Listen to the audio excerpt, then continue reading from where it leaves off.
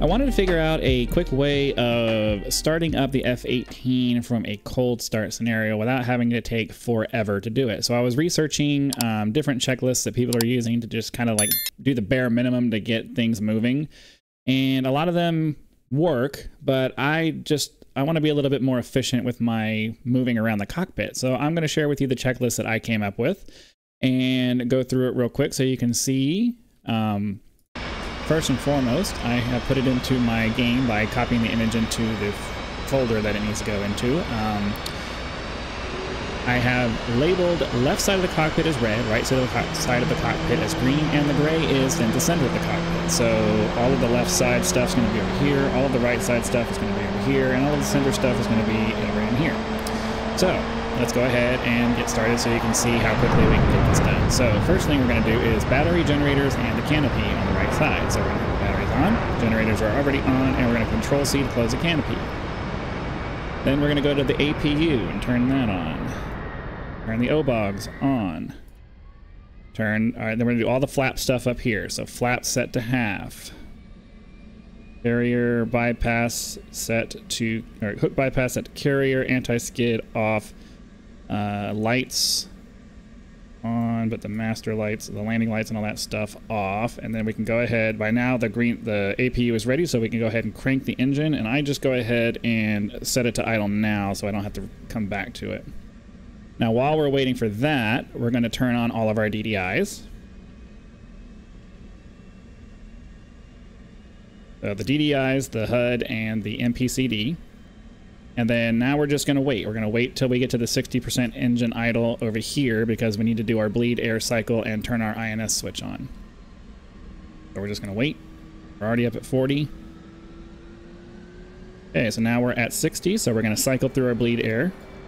We're going to go ahead and turn our INS to CV. That gets that started. Roll left. Now we're waiting on the DDI pages to show, so we're going to go ahead and set our left DDI to our checklist, our right DDI to our FCS. Hide the stick if you want, it gets in my way. I'm going to press the standard heading to get to drastically speed up the INS configuration. And I like to turn my map mode, turn the map mode off on this because the map makes it very difficult to read any of this stuff here. After that, we should be ready for our left engine crank. And go ahead and left or right alt home, get that started. Then after that, we're going to do our FCS reset and trim reset, so just go ahead and do that.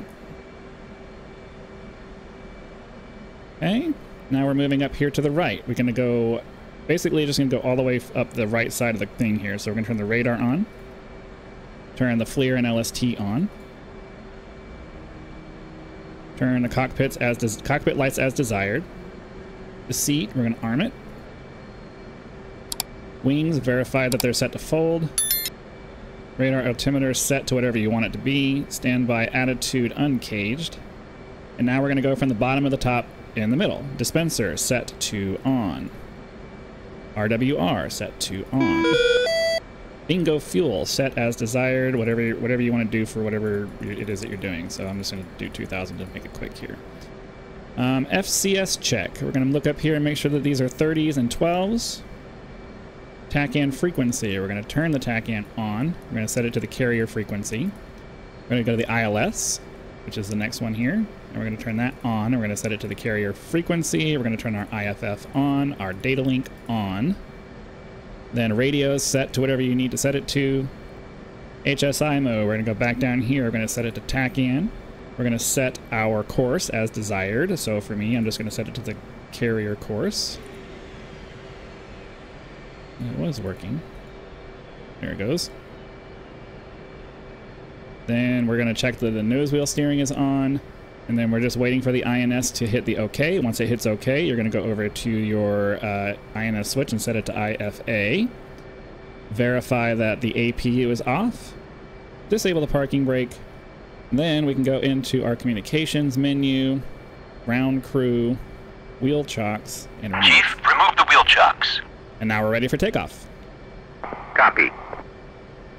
Wheel chocks are now removed. Hopefully that will help you kind of organize your thoughts as to starting up the F-18 in a more streamlined and effective way. I know it helps me to kind of remember the process a little better, and I feel like it's a little bit more efficient with, you know, moving around the cockpit and looking at different things rather than, oh, do this over here, oh, now do this over here, now do this over here, oh, there's a thing in the middle. So I like to group things together as much as I can. So hopefully this helped you.